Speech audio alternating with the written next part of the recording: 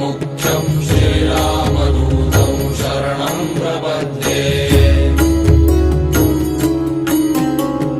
मनोजवं मारुततुल्यवेगं जितेन्द्रियं बुद्धिमतां वरिष्ठं वातात्मजं वानरयूथमुख्यं श्रीरामदूतं शरणं